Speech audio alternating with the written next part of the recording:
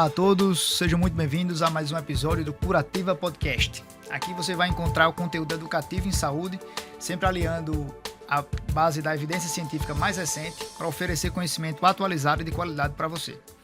Esse podcast tem finalidade exclusiva de educação, informação e reflexão. Os conteúdos que a gente apresentar aqui não devem ser utilizados isoladamente para diagnóstico, tratamento, cura ou prevenção de qualquer doença ou nenhuma outra condição médica. As opiniões expressas aqui são exclusivamente dos nossos participantes e não representam nenhuma posição oficial de nenhuma organização, instituição ou serviço de saúde. Ressaltado isso, esse podcast não substitui o seu julgamento clínico profissional. Sempre consulte fontes confiáveis, revise as evidências mais recentes e use seu senso clínico para julgar a sua prática médica. Feita essa breve introdução, queria começar me apresentando e apresentando aqui os nossos colegas. Para quem não me conhece, eu sou Cláudio Paiva, sou médico geriatra com área de atuação em oncogeriatria e espero agregar muita coisa para vocês no dia de hoje. Por favor, meus amigos. Meu nome é Jamerson, também sou médico geriatra com a atuação em neuropsiquiatria geriátrica. Olá pessoal, sejam muito bem-vindos. Meu nome é Daniel Rolo, sou médico geriatra e pediatrista e um prazer enorme estar com vocês em mais um momento aqui no Curativa Podcast. Perfeito. Para a gente começar a nossa discussão de hoje, a gente vai comentar sobre um artigo de manejo de hiperlipidemia em idosos acima de 75 anos sem doença cardiovascular aterosclerótica. É um consenso que a Sociedade Americana de Geriatria fez juntamente com a sociedade de alguns cardiologistas, também como de algumas pessoas que comandam a dislipidemia, onde ele tentou trazer para a gente a resposta baseado em ensaios clínicos randomizados, em trials e tudo que tem de mais recente nas evidências científicas para responder algumas perguntas importantes do manejo de hiperlipidemia em idosos acima de 75 anos, que a gente sabe que é um tema um tanto quanto controverso. Então é um consenso bem completo, um consenso com muita robustez de dados, porque ele avaliou diversos estudos científicos e foi publicado recentemente agora, nesse ano 2025. Então a gente vai comentar sobre ele. E para tornar nossa discussão um pouco mais didática, lúdica e mais fácil também de digerir, vocês vão entender onde a gente quer chegar, a gente vai comentar sobre o caso de Dona Maria. Dona Maria é uma paciente de 78 anos, viúva, uma professora aí que se aposentou, e está numa consulta de rotina, seja no seu consultório, num PSF, você aí de qualquer outra especialidade, está lá de frente com Dona Maria. Você está de frente com uma paciente que é ativa, faz aquelas caminhadinhas diárias, os seus 30 minutos, sem muita intensidade, mora sozinha, tem uma independência ali para suas atividades básicas, instrumentais, não tem nenhuma grande dificuldade na sua funcionalidade. De comorbidades, tem uma hipertensão bem controlada, não é diabética, não fuma, nunca teve infarto, AVC, doença arterial periférica, ela está bonitinha. Nos seus exames recentes, o que chamou a atenção foi somente ali um LDL de 142. Restante, tudo normal. Paciente bem comum do consultório. E aí, obviamente, vai surgir a primeira dúvida na nossa cabeça. Diante de uma paciente como essa, com 78 anos e um LDL de 142, primeira luz que aparece na nossa cabeça.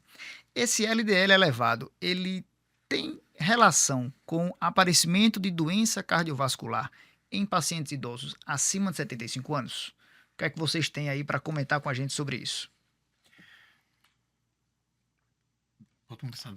De uma forma simples, sim, existe uma relação entre a dislipidemia e eventos cardiovasculares.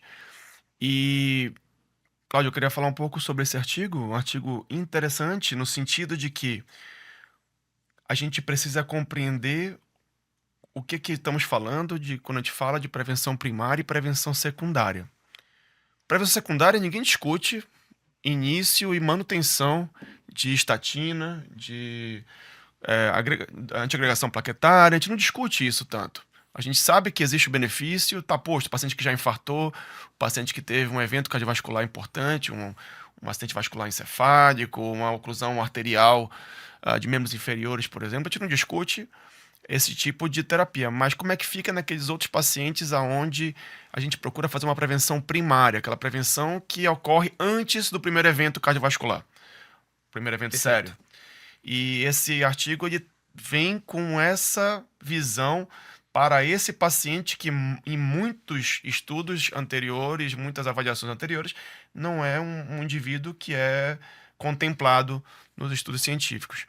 Então fica aquela dúvida, a gente como geriatra, a gente sempre luta contra o etarismo, então a gente não pode negligenciar esse idoso que tem 78 anos, e uma pessoa com 78 anos saudável, é de se esperar que essa pessoa, uma mulher, 78 anos saudável, que ela vai viver mais 15 anos tranquilamente se não tiver agregado nenhuma outra morbidade a ela. Então ela teria 78 anos benefício. hoje é o auge, né? Tá na fase boa da vida.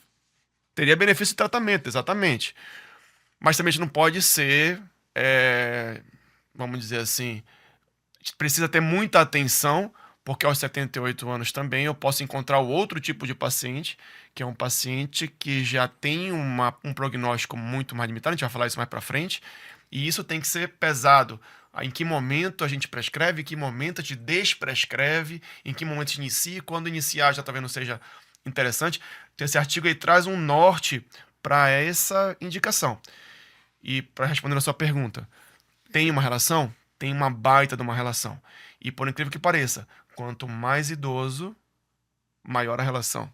Né? Para cada 1 miligrama por decilitro de LDL elevado num paciente jovem, e é maior o risco quanto mais idoso for o paciente. Quanto mais idoso. Então, a mesma elevação é mais heterogênica, com maior relação de evento cardiovascular, quanto mais idoso for o paciente. Perfeito. Isso é importante a gente relatar porque, como o Daniel falou, normalmente esses idosos eles foram excluídos daqueles estudos clássicos que trouxeram para a gente esses dados que a gente aprendeu lá desde a faculdade de risco cardiovascular, prevenção primária e tudo mais. Então, a gente aprendeu a pensar de uma forma que não incluía esse tipo de paciente. E aí hoje a gente precisa levar isso em consideração porque você tem uma paciente de 78 anos, em 2025, que consegue tranquilamente ter uma expectativa de vida de 15 anos. Algo que há 20, 30 anos atrás, quando o pessoal foi montar aqueles estudos clássicos cardiovasculares, não era possível você pensar em um paciente com 90 anos ainda funcional, 85 anos funcional. Então, ter a magnitude desse risco, de que quanto mais idoso, inclusive maior o risco da mesma elevação do LDL, isso mostra a importância de levar em consideração o valor do exame na hora de pensar em uma iniciativa de tratamento. Até porque, se doença cardiovascular é a principal causa de morte no mundo, quanto mais idoso, mais perto do evento esse paciente deveria estar, ou deve estar, né? Então, se a gente está ali na boca do gol de acontecer alguma doença cardiovascular, eu preciso proteger esse paciente. E o artigo veio mostrar que não só tem relação, como o Daniel falou, tem uma baita relação do LDL acima de 75 anos em idosos com eventos cardiovasculares. Minha esposa é cardiologista e eu sempre digo a ela que se eu pudesse tomar um remédio isoladamente, sem doença nenhuma, eu tomaria estatina. Por quê? Porque além de diminuir, além de eu ter o LDL acima da meta, ele não só diminui desfechos primários cardiovasculares, mas também mortalidade por todas as causas, né? A estatina. Perfeito. Repita isso de novo, por favor, porque o povo tem um medo tão grande de estatina. Exatamente. A estatina, ela diminui a cada 38 miligramas por decilitro de LDL que você diminui no paciente, você diminui a mortalidade em 22% de causa vascular e 10% de todas as causas. E quando a gente olha o número necessário para tratar, não é Jamerson, que o Jamerson com 18 anos agora aqui, tá tranquilo. O NT dele vai ser o NT lá em cima ainda. Mas vamos pensar que o número necessário para tratar e prevenir um evento em 5 anos com a redução de 38 miligramas por decilitro, num paciente de 50 a 59 anos, para um evento cardiovascular, gira em torno de 345, para vocês terem uma ideia. À medida que eu vou passando as décadas, entre 60 e 69, isso cai para 164. Entre 70 e 79, cai para 88. E a partir dos 80 anos, cai para 42. Então, o benefício ele é real. O benefício ele é cientificamente relatado e estatisticamente definido. Então, não tem por que não utilizar a mensuração de LDL para estatificação de risco nessa população também. E Perfeito. um comentário, Cláudio, também sobre essa história dos idosos acima de 75 anos serem excluídos dos estudos, leva a uma situação que eu sempre digo na sala de aula com os residentes, é assim, a gente estuda os consensos, mas na hora de utilizar rasga o consenso, porque A gente estudou as metas, estudou a indicação, mas é um paciente frágil, acamado. Então, você retira por cuidado paliativo, polifarmácia, risco de interação medicamentosa. Mas hoje tem surgido, e é isso que tem alimentado os estudos, essa população dos muito, muito idosos, né? Os longevos, robustos. Essa é a dificuldade da geriatria, né? Tipo assim, é muito difícil você estudar um paciente nosso, porque ele tem vários cofatores ali na história que vão confundir aquela variável que está sendo estudada. Então, assim, é difícil mesmo a pessoa encontrar uma evidência científica robusta em pacientes idosos com 85 anos. Geralmente as pessoas têm 2, 3 doenças, tomam 5, 6 remédios. Isso confunde mesmo na hora que você vai elaborar um artigo científico, fazer um estudo, montar um estudo, isolar aquela intervenção. Então, o geriatra ele precisa muito bem equilibrar todos esses pratos, porque um dos pratos que não vai estar muito bom para ele é o da evidência científica. Então, a gente precisa conhecer muito bem os consensos para poder não usá-lo às vezes, Adaptá-lo. adaptá-lo. E E tudo nem, bem, e nem toda dislipidemia é primária, né? Há dislipidemias que são secundárias e em condições muito prevalentes nos idosos, então deve ser pesquisada. tipo, Hipotireoidismo, boa. muito comum. Então, síndrome nefrótica, uso de progestagênio, uso de esteroides anabolizantes, que tem sido usado Cada vez cada mais vez mais comum, em idosos também. cada vez mais Questão comum. da disfunção erétil.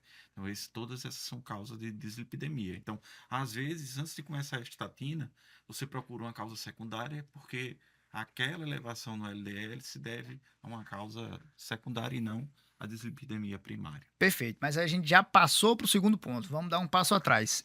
Eu vi aquele LDL elevado, Dona Maria, me chamou a atenção porque eu sei que um LDL elevado tem associação com evento cardiovascular. E aí eu estou pensando em tratar ou não tratar. E aí eu lembrei que na faculdade alguém me comentou sobre umas calculadoras de risco cardiovasculares que ajudam a gente a tomar umas decisões para iniciar tratamento, para a gente estratificar aquele paciente, qual o risco de mortalidade dele. E aí, o que é que vocês têm para comentar, juntamente com a resposta desse artigo, sobre calculadoras de risco cardiovascular para pacientes acima de 75 anos? Que calculadora eu uso? Perfeito. A gente tem algumas calculadoras que contemplam pacientes e populações idosas, talvez não na sua maioria, mas que contemplam. A equação da CCA, né, o PCE, Pooled Equation, a Pooled Cohort Equation, é uma calculadora de risco que pode ser utilizada em pacientes idosos. A gente tem um estudo super recente de uma calculadora novíssima, que é a calculadora Prevent. A Prevent, ela foi lançada recentemente pela Associação Americana de Cardiologia, a AHA, American Heart Association, e tem um estudo agora que foi publicado no JAC, eu te coloco depois no link, o link para vocês do estudo, que mostrou que ela até se mostrou melhor em idosos quando comparada com a PCE.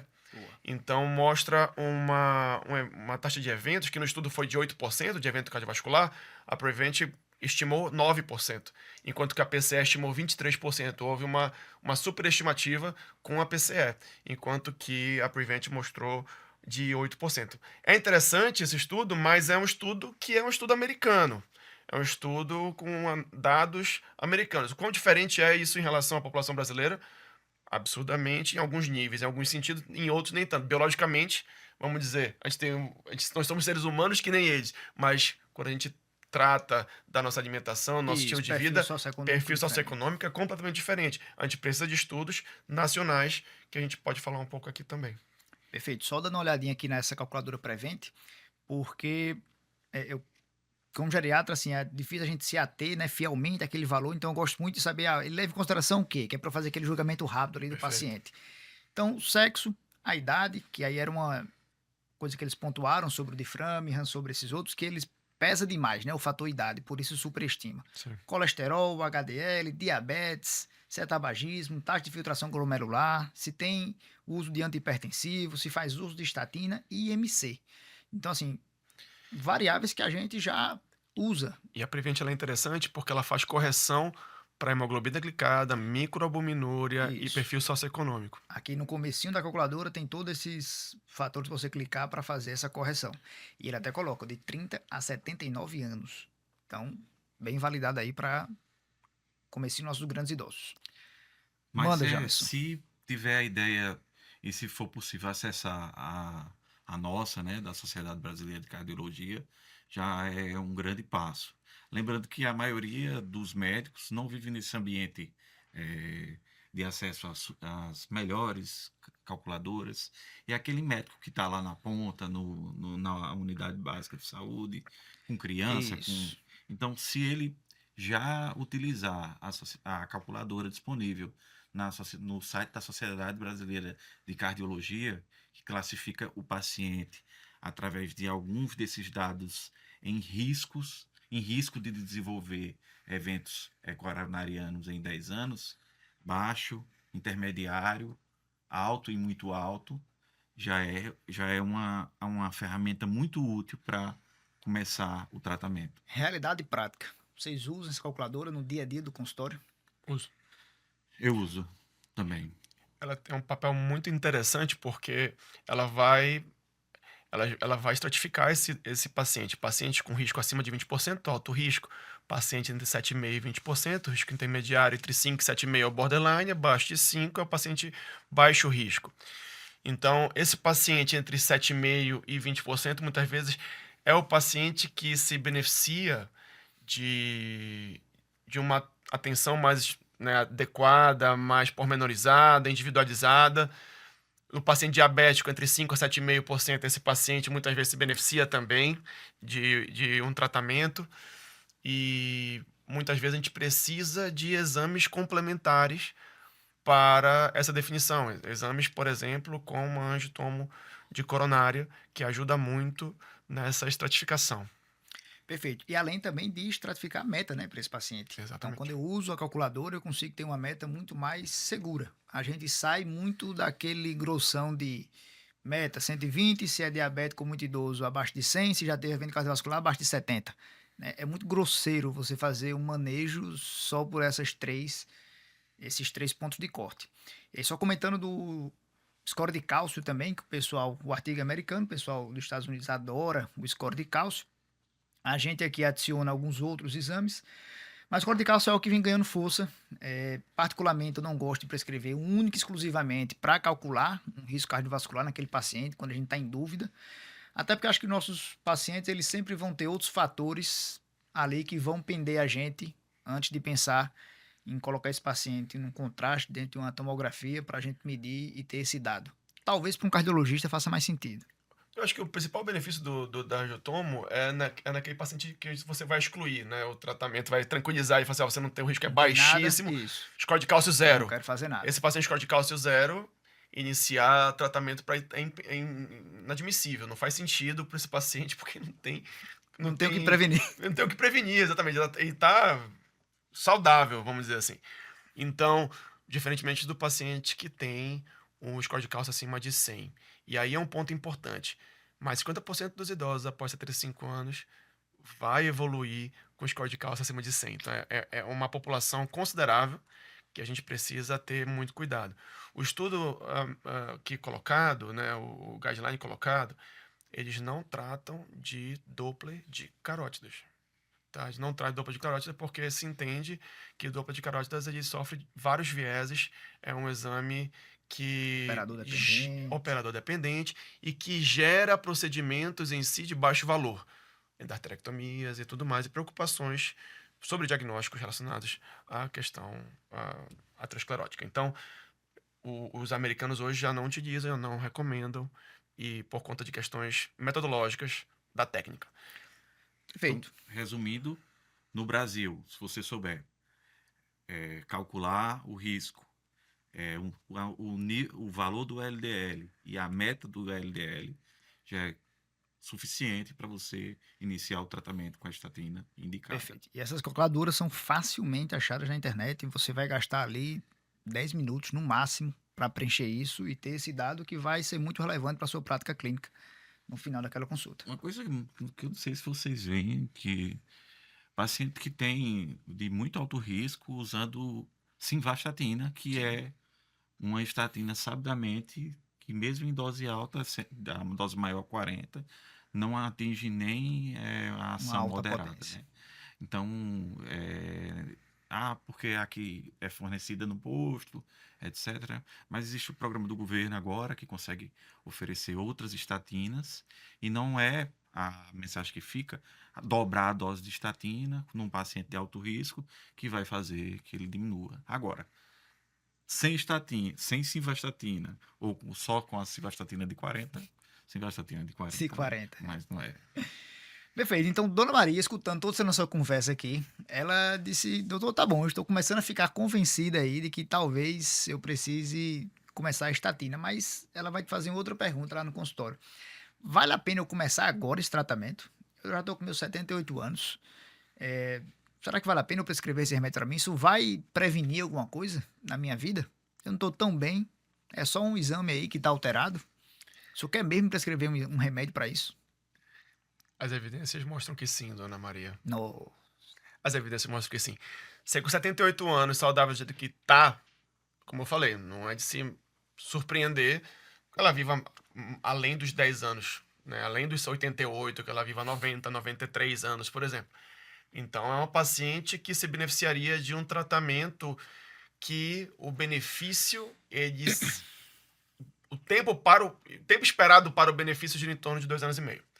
Então, é uma paciente que se beneficiaria sim, ela teria tempo de vida para experimentar o benefício desse tratamento, pensando que um evento coronariano, um evento cardiovascular cerebral, vascular cerebral, por exemplo, seria um evento catastrófico na vida da Dona Maria. Perfeito. Eu sempre uso um argumento, numa discussão com o cardiologista que eu tive uma vez, quando o paciente vem falar com essa, mas vai tratar o exame. Estatina tem um outro efeito além de baixar o LDL, né? Estabilização de placa, que isso faz com que o paciente tenha menos embolização e tudo. Então, independente, tudo bem, o seu LDL tá ok, mas ele também estabiliza as placas que já existem. Então, a gente usa esses argumentos para mostrar ao paciente a importância dele tomar essa classe de remédio. Como o Daniel falou, né, tem esse tempo para o benefício. Então, um paciente que tem uma boa expectativa de vida ali, além dos 2 anos, 3 anos, ele vai ter o tempo necessário tomando a estatina para a prevenção dessa doença cardiovascular aterosclerótica. Fica sem dúvida nenhum o benefício aí dele tratar. O que é que você tem a falar para a gente aí, Jamison, sobre isso? Eu acho, assim, não é tão difícil prescrever a estatina, né? Eu acho que na prática diária, quando você explica os benefícios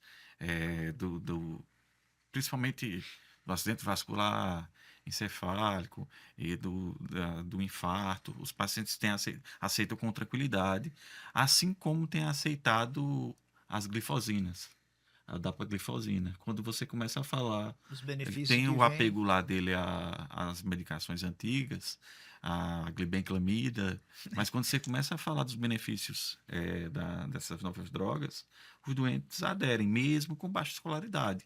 Eles entendem isso. Então, eu acho que além do curto efeito para o início do tratamento, que é um dado entre nós médicos, essa tradução, lembrar que a gente tem que decodificar muitas vezes a nossa linguagem para o paciente, porque a gente tem muito orgulho de trabalhar no SUS. A gente trabalha com pessoas com nível social muito baixo, que só vão ter o remédio se o posto der. Então, a gente tem que convencer e criar uma relação de convencimento. E existe evidência que mostra que o benefício nesses 2 anos e meio, ele persiste nas diferentes décadas etárias, por exemplo.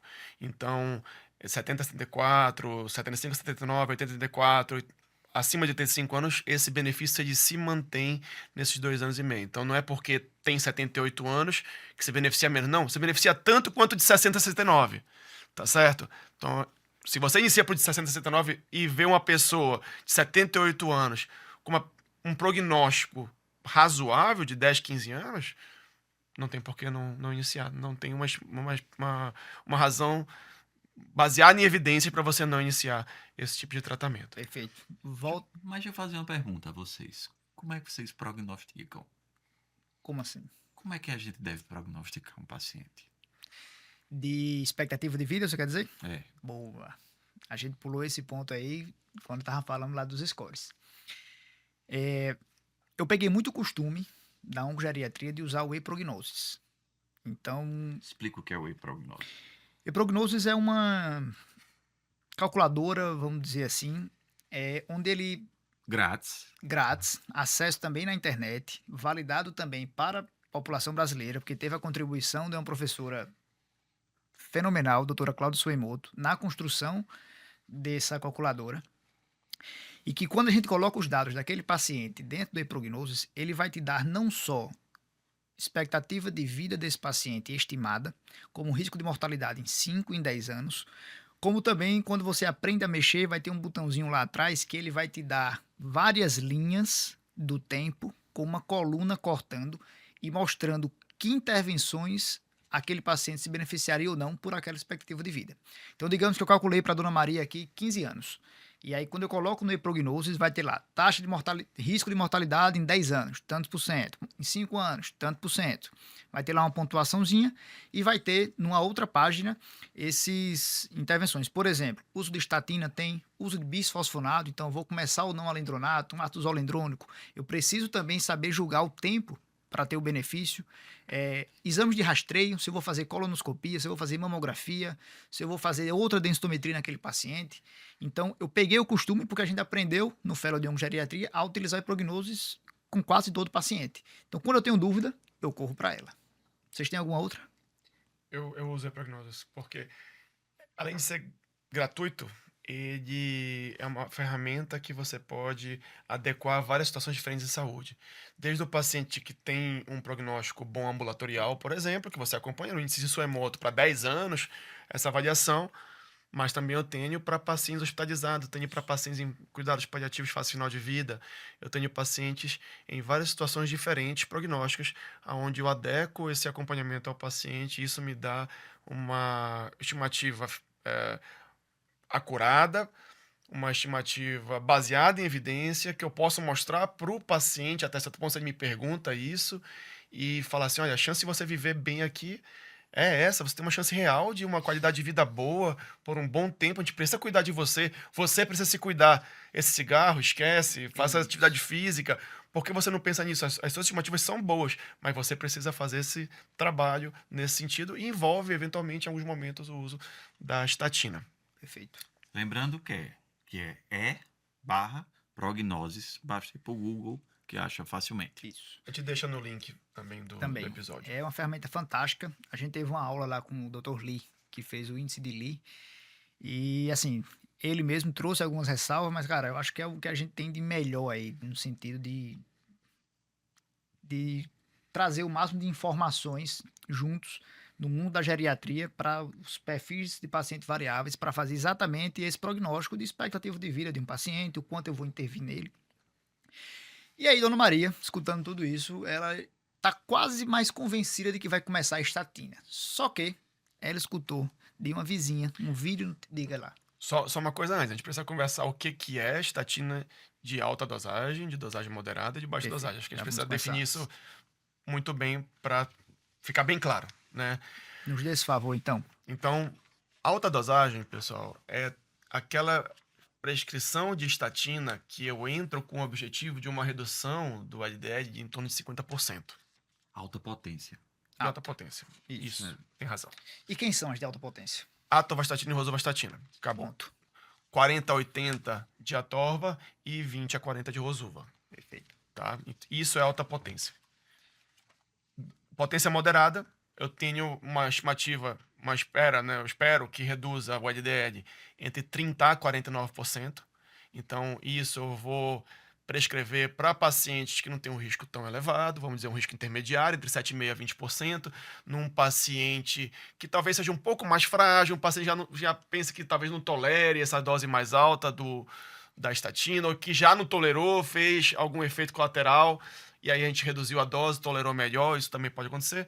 E aí tenho outras no mercado, além da atorva e da rosuva. A atorva já no caso de 10 a 20, a rosuvastatina de 5 a 10. Confesso que muitas vezes a gente fica nessa dosagem para pacientes idosos mais frágeis, mas eu tenho também a simvastatina, né, de 20 a 40, pravastatina de 40 a 80, e aí pitavastatina de 1 a 4, que muitas vezes é uma estatina que é interessante porque os efeitos musculares são ainda menores, ela entrou no mercado muito com essa Com essa venda, né? De que ia dar venda. menos mialgia. Exatamente. E as de baixa potência, que tem uma estimativa de redução da ideia de menos de 30%, que aí eu confesso para vocês, eu não prescrevo. Também não. Tá certo? Então, só para revisar, se a gente identifica que se LDL é elevado de um paciente e eu decido por começar um tratamento, eu tenho que saber que tratamento eu vou dar para esse paciente, que droga e em que dose. E aí, para a gente poder fazer essa estratificação ou decisão de que remédio a gente vai colocar, eu preciso saber o quanto eu quero reduzir daquele LDL. Então, se eu vejo um LDL de 180 e eu tenho uma meta para esse paciente lá de, sei lá, 70, por exemplo, paciente que não estava fazendo uso de nenhuma estatina, já infartou, já teve um AVC, eu preciso deixar esse LDL lá para baixo. Eu não vou começar uma atorvastatina de 20 miligramas para ele. Né? A gente tem que começar então com uma de alta potência, quem sabe até lá na frente, vamos deixar para a próxima, associar a outros hipolipemiantes. Se eu tenho ali um paciente com um LDL de 140, 130 e eu quero reduzir mais ou menos, a gente usou a calculadora, eu quero reduzir para 100, a gente vai entrar com uma de média potência. Se eu quero reduzir só um pouco, que a gente praticamente não vai querer, e aí entrarei com a de baixa potência. Então, para escolher que remédio e em que dose você usa, é preciso calcular o risco desse paciente para saber o quanto você quer baixar esse LDL dele através daquelas metas e escolher. Reduzir mais de 50%, alta potência, 30, 50, média potência, abaixo de 30, vou falar baixinho para vocês nem ouvirem, baixa potência. Mas não só isso, né? Mudança de estilo de vida. Porque a estatina em si não tem essa capacidade de tirar um LDL de 180 180 para 70. 70, né? Perfeito. Primeira linha, né, na verdade, para tratamento de dislipidemia, hipertensão, diabetes, é mudança de estilo de vida. Então, é assim, lembrar que a estatina não é uma bomba atômica, né? Que ela é mais um elemento importante na redução de fatores cardiovasculares, mas as modificações no estilo de vida, como cessação do tabagismo, atividade aeróbica, quanto mais idoso, equilibrar a atividade aeróbica com a atividade resistida, a dieta, são fatores fundamentais e que têm um peso, eu creio que até maior do que a estatina na redução do LDL. E de outras funções Me também. diga aí, eu acho que eu li em torno que a estatina de alta potência reduzem de 6 a 10% o LDL e associado à ezetimiba, isso sobe para 20%. Vocês lembram desse dado? Eu vou te faltar esse dado. Eu vou extrapolar o de hipertensão e diabetes, que eu sei que nenhum remédio é mais potente para reduzir pressão sistólica ou nível glicêmico do que perda de peso induzida por atividade física e dieta. Então a gente consegue baixar mais pontos de pressão arterial sistólica e de hemoglobina glicada com perda de peso induzido por atividade física correta e uma dieta correta. Do LDL eu realmente não me foge esse tema. Não vou ter essa informação. Mas aí aqui Dona Maria pra disse que vocês. ela não come nenhuma gordura. E aí, o que é que você teria para orientar para ela sobre uma alimentação de um paciente que tem um LDL elevado? Ela não come nenhuma gordura, doutor. Ela disse que não come nenhuma gordura, né? Primeiro eu questiono se ela não come nenhuma gordura. Explico o que é gordura, É né? tudo sequinho. É porque ignorância alimentar, ignorância nutricional é um problema da gente, né? Muito, muito. Porque, por exemplo, no meu interior, o diabético, ele pode comer pão dormido, o pão do outro dia, que não faz mal. Isso é uma verdade universal. Incontestável para eles. Eles não entendem, o diabético não entende que carboidrato não é só coisa doce.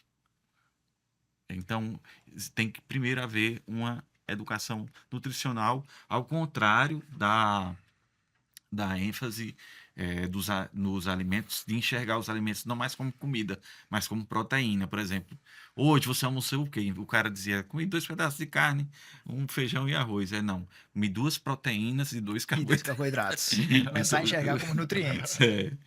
Então, eu acho que a dieta deve ser pobre em gorduras, especialmente gorduras de origem animal, pobre em processados, em alimentos defumados, enlatados.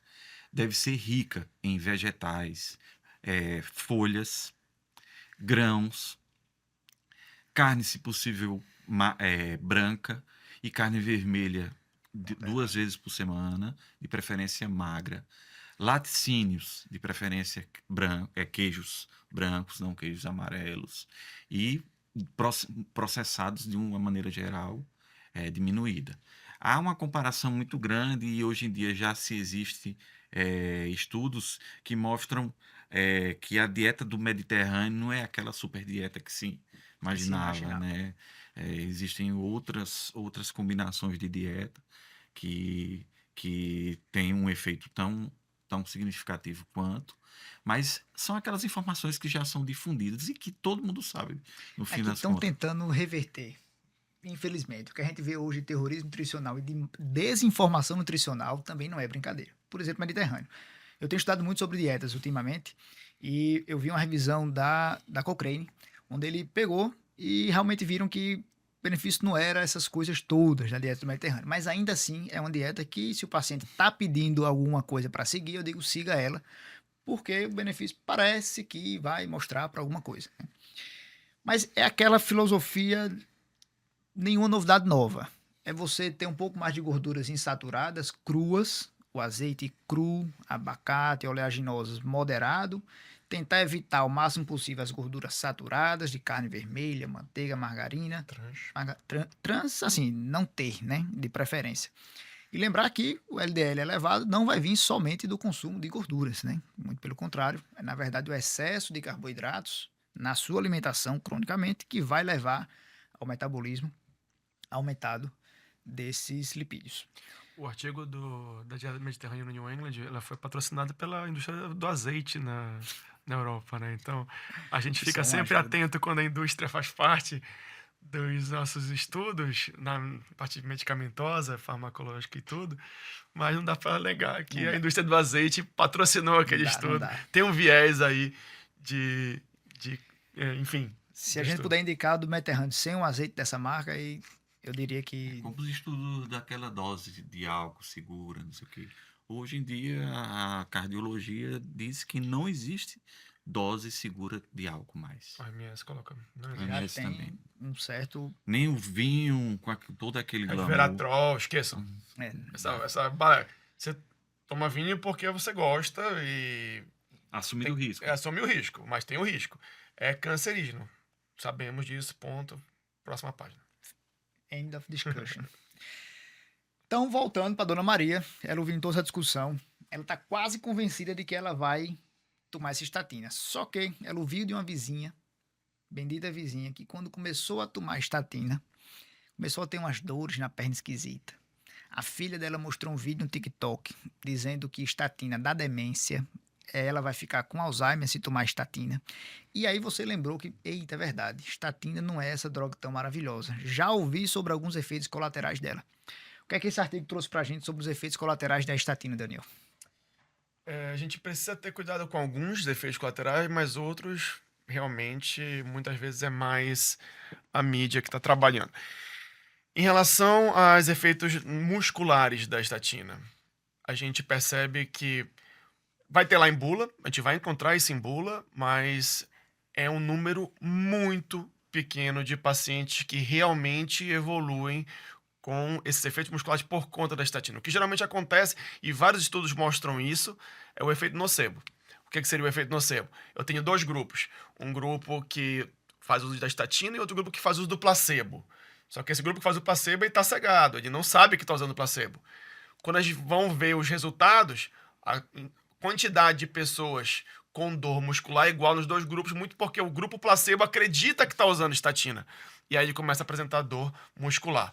Em relação à dor muscular, esses estudos mostram que é um efeito muito pequeno, até certo ponto raro, desses medicamentos.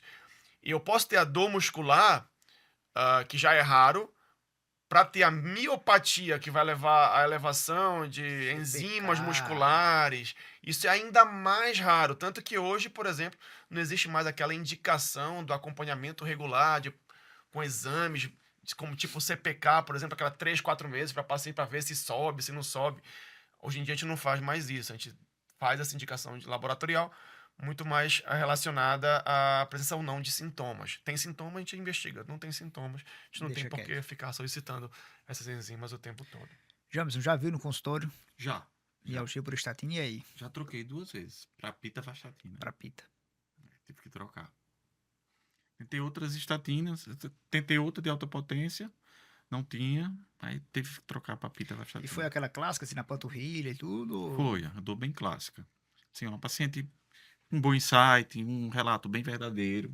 Parecia, mas no quantitativo total de pacientes que Então, os usam pacientes demência, que usam. 2 é. E é o tipo da coisa. O que a gente tem de estudos também. O paciente pode desenvolver a miopatia, a gente deixa um tempo sem, e a gente pode, depois de 3, 6 meses, retornar com a mesma estatina e fazer um novo teste que possivelmente esse sintoma não volta. Esse é um ponto.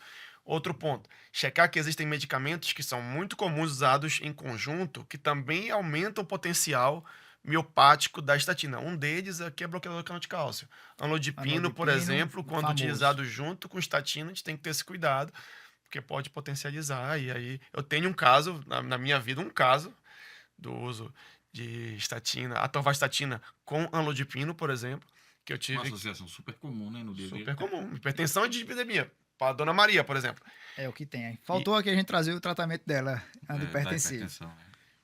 Mas é Esse uma é coisa legal. comum que a gente precisa trabalhar e eventualmente desassociar. Se eu acredito que a estatina é importante, procurar outro antihipertensivo, Perfeito.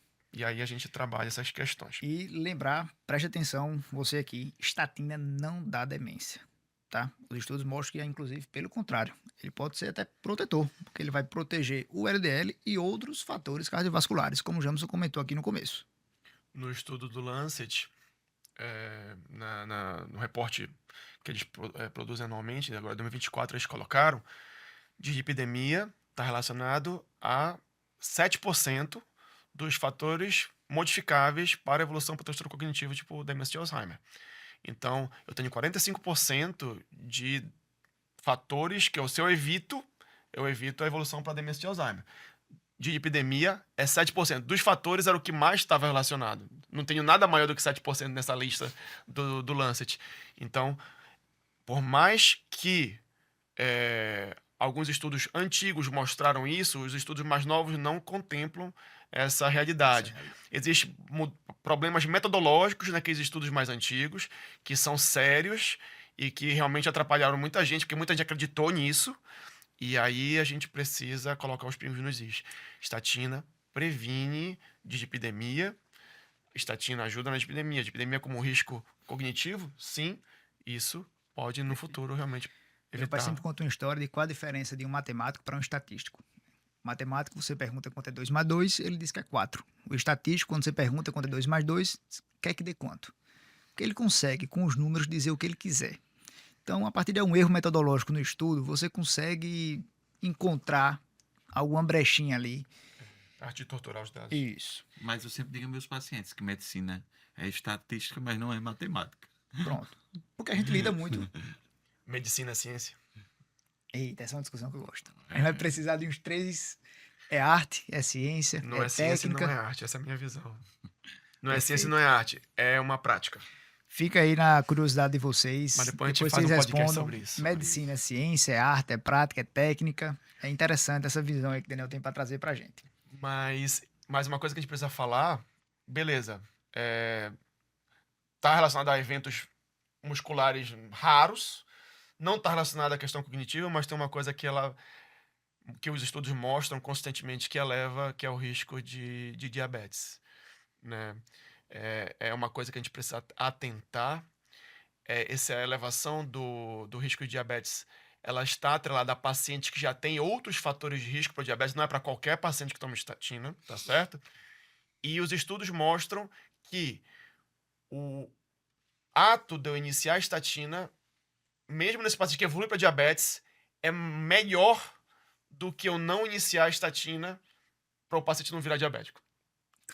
Então, você iniciar a estatina, por mais que o paciente ganhe alguns pontos de hemoglobina glicada, por exemplo, melhora a sobrevida dele por redução dos eventos cardiovasculares graves associados à dislipidemia. Perfeito. Então, você carinhosamente, com o seu paciente ali, quando ele vier fazer essas contestações, você vai dizer que o risco de efeitos colaterais para o uso de estatina é muito pequeno, são eventos muito raros, geralmente não são eventos ameaçadores à vida, e que por isso a gente pode fazer a prescrição tranquilamente, obviamente monitorando tanto os efeitos colaterais quanto a resposta daquela estatina ao longo do tempo. E aí eu pergunto, como é que a gente faz então o monitoramento o efeito dessa estatina para essa paciente? Como é que a gente avalia se está dando certo, se não está dando? Como é que vocês fazem na prática clínica de vocês? O que é que esse artigo trouxe para a gente? Eu não confesso que eu não sou rigoroso na Suas metas de não, avaliação, no os tempo de períodos, os avaliação. períodos de avaliação. Sou criterioso no valor, né? Vendo o contexto. Mas eu não sigo um padrão. Uma vez por ano, claro que sim. Mas eu acho que eu creio que a cada 2 vezes por ano, 3 vezes por ano é que eu tenho feito. Perfeito. Não sei realmente o que o guideline recomenda. De critério você tá bom, 3 vezes por ano. É, Bateu na Tá meta. Aí. chegando. Eu penso muito em quanto eu quero reduzir aquele LDL do paciente. Então, assim, se for um paciente que altíssimo Perigosão, né? risco, né? Eu preciso, assim, pô, entrei com estatina, eu dou ali uns 3 meses antes de repetir aquele exame para ver o efeito. Pensando que a gente precisa de 2 anos para ter o benefício da redução do LDL em algum evento cardiovascular, se for um paciente mais tranquilão, tem um estilo de vida bem ativo, eu não tenho tanta pressa para reduzir esse LDL, 2 vezes no ano, 6 em 6 meses, aí quando eu estou repetindo lá dentro do consultório, porque a gente pode ter um pouco mais de calma aí para ir baixando. Perfeito. Então a gente entrou, Mas outro ponto importante. diga lá. Você solicita exames de base, acho que tem que ter uma base para poder iniciar, Óbvio. né? E vocês precisam sempre ter o acompanhamento desses resultados subsequentes para saber quanto reduziu. Ah, não reduziu 50% Isso a gente com precisa a otimizar. estatina de alta dosagem. Por exemplo, eu preciso associar alguma outra coisa aí, eu preciso acompanhar, entender por que esse paciente não reduziu, o estilo de vida não foi modificado, esse paciente está usando um medicamento, mas junto com esse medicamento ele tem 12 outros medicamentos para usar, e aí ele esquece, ele tem questões cognitivas, ele tem questões visuais, ele pode... Então, o idoso, ele é o paciente idoso, ele apresenta multimorbidades, polifarmácia, que necessita de avaliação multicomponente, aí que entra a avaliação geriátrica ampla, que procura trabalhar todas essas questões possíveis. Então não adianta só eu dizer, tem que tomar o remédio, está aqui o medicamento, está aqui a prescrição. Acho que até por isso foi que eu resolvi fazer geriatria. Quando eu estava no ACMG, na residência lá no HC, e aí o idoso voltava sem ter feito nada que eu tinha prescrito para ele. Tava linda a prescrição, mas não fazia nada porque era muita coisa, né, o guideline que recomendava. Então a gente precisa sempre atentar para isso. Muito cuidado, entender o porquê o paciente não está evoluindo. Às vezes não é só uma questão de aumentar a dose, é entender essas outras associações que podem estar relacionadas à não adesão ao tratamento e tudo mais. E uma coisa que parece besteira, mas não é, perguntar que hora ele está tomando a estatina. As estatinas inibem uma enzima chamada HMG-CoA redutase, que ela tem funcionamento predominantemente noturno. Então, as estatinas devem ser usadas à noite, após a última refeição. Muito comum ver o paciente tomar estatina a qualquer hora do dia. Pode ser esse o motivo de não estar diminuindo os valores. Então, Perfeito. Sempre, né? Um paciente que não atinge alguma meta, principal causa de descompensação de insuficiência cardíaca. Não aderência. Que a gente sempre faz, né? Não aderência medicamentosa, né? Você não tá tomando por quê os remédios? Aí. Eu tô tomando. Toda aquela. Todo dia eu tomo, mas a hora é não errada. Funciona. E aí isso abre pra gente uma outra questão. Que Dona Maria perguntou o seguinte: tá, doutor, mas é que eu tomo aí já o remédio da pressão, eu não gosto muito de remédio. Se eu quiser parar essa estatina um dia, como é que eu faço? E eu pergunto para vocês sobre o tema da desprescrição da estatina. Porque começar, tudo bem. E tirar? A gente tira, deixa até o fim da vida, o paciente leva a caixa de estatina para o caixão. Como é que funciona a desprescrição da estatina? Em que momento eu devo tirar? Quando eu devo tirar? Se eu devo tirar? É uma pergunta relevante que eu queria trazer para vocês. Primeiro eu vou perguntar para o não paliativista, tá, Daniel? Para a gente ouvir A Sociedade Brasileira de Cardiologia fala que qualquer declínio funcional ou cognitivo recomenda a retirada da, da estatina. Mas na geriatria a gente se depara com muitas outras condições. Dentre elas, a polifarmácia, dentre elas, o custo das medicações totais, dentre elas, efeitos colaterais, apesar de poucos, mas que existem, é, expectativa de vida, feita através do prognoses, e a importância daquela medicação no contexto daquele paciente, né? Então, e analisar também qual é o paciente, né, que você está vendo. Pacientes acamados, em fases avançadas de demência, é, frágeis, com síndrome de imobilidade, etc. Esses pacientes são mais fáceis de você retirar. Mas o critério idade em si, para mim, Não não é. existe. Não existe um. Só porque tem 100 anos vai tomar estatina ainda, se tiver indicação. Justo, justo. Acho que em relação a pensar em desprescrever, a gente precisa entender a desprescrição como um ato comum e normal. Deve normalizar o ato de desprescrição na consulta. A gente não. Nada é para sempre em medicina, né? Então, a gente precisa atrelar isso ao entendimento desse paciente que é multimórbido, desse paciente que tem polifarmácia, desse paciente que tem várias questões complexas e necessita de uma abordagem multicomponente, né? Como você falou, James, agora. E eu preciso olhar prognóstico, né? Então, eu tenho benefício... Para começar, o benefício demora 2 anos e meio.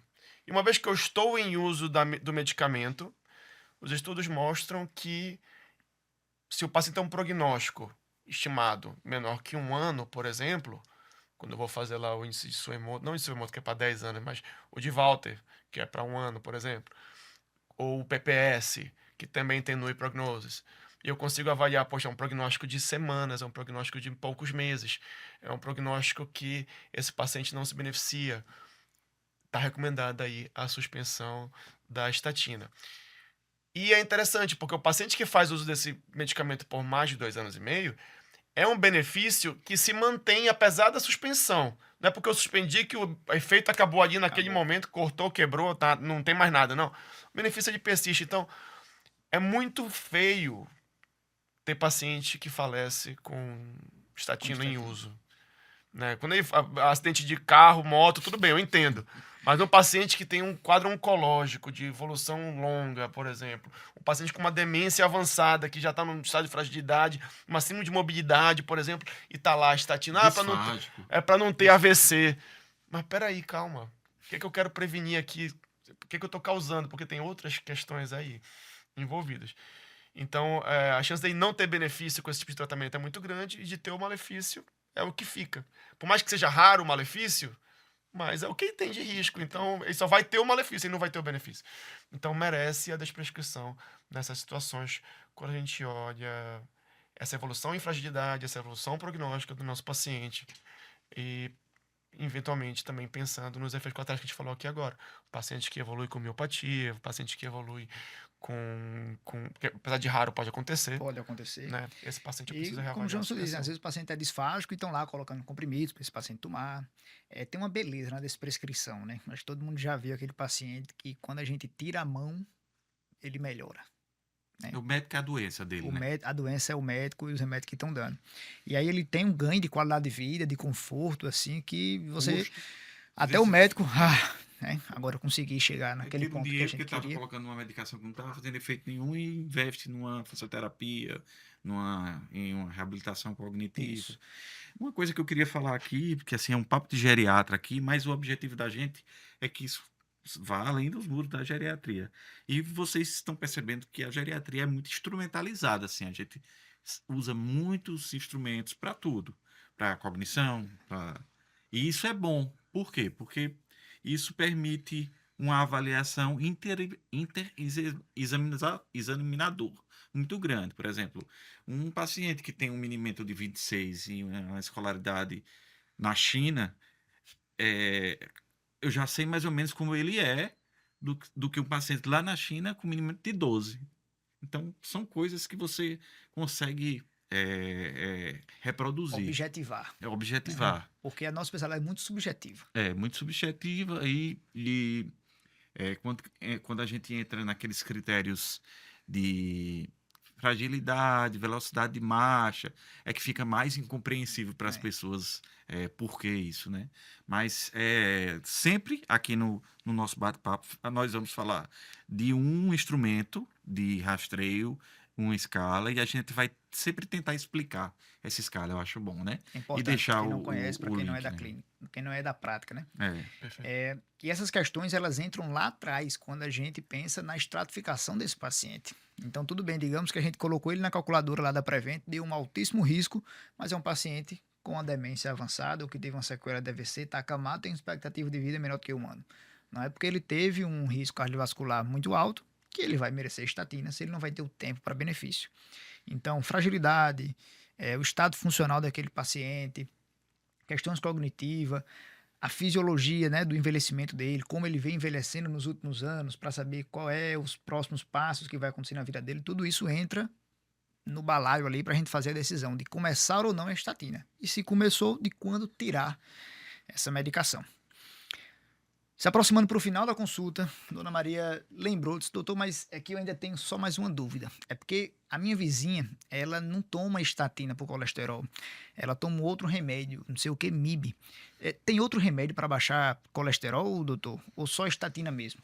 E aí o artigo ele trouxe em uma das questões o uso de outros hipolipemiantes, né? Tem algumas drogas novas que estão saindo no mercado e eu acho importante a gente trazer esse ponto aqui para o pessoal.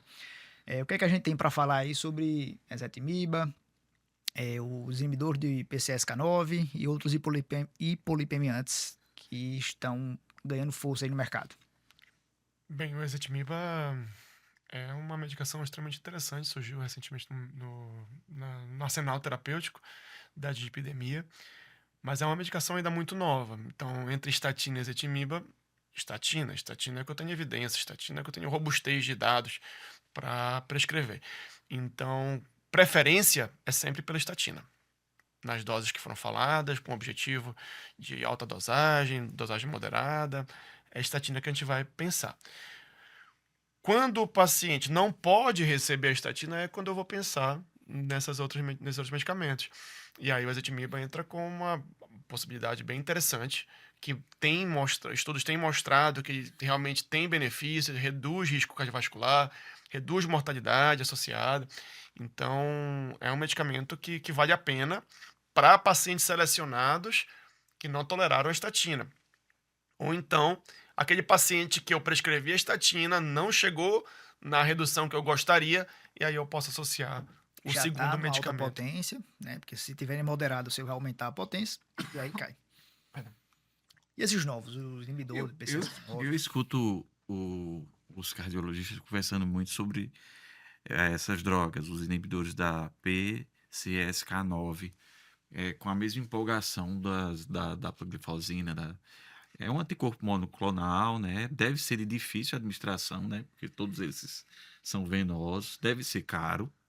Então, os resultados são bons, mas eu acho que a viabilidade é a grande questão dessas drogas. E o dado, né, o artigo trouxe isso pra gente, de que os dados que existem atualmente são de prevenção secundária nessa população. Então, a gente ainda não tem um respaldo, assim, de um dado objetivo de qual é a magnitude do efeito da prescrição dessas drogas em prevenção primária, que é o que a gente está discutindo aqui, para esse perfil de paciente muito idoso, acima de 75 anos. Então, a gente vai se manter ali e que funciona muito bem em estatinas, podendo ou não ali associar o ezetimibe, caso não suporte ou precise aumentar a potência do tratamento. Dona Maria, então, ficou muito feliz, porque ela está agora muito convencida de que ela vai receber tratamento com estatina e de que ela vai prevenir que ela tenha angina, infarto, AVC, doença arterial periférica, e ela sai do consultório saltitante direto para a academia, que é o que ela faz 3 vezes por semana. E aí, queria perguntar para vocês, só para a gente encerrar nossa discussão, de 0 a 5 estrelas, quantas estrelas esse artigo merece, Daniel? Eu acredito que, pensando naquilo que eu falei lá no começo do episódio, o paciente acima de 75 anos é um paciente que não é contemplado, é um paciente que a gente precisa ter um cuidado específico, que muitas vezes é negligenciado. Você tem 78 anos, que nem a Dona Maria, então não vou prescrever nada. Não pode ser assim.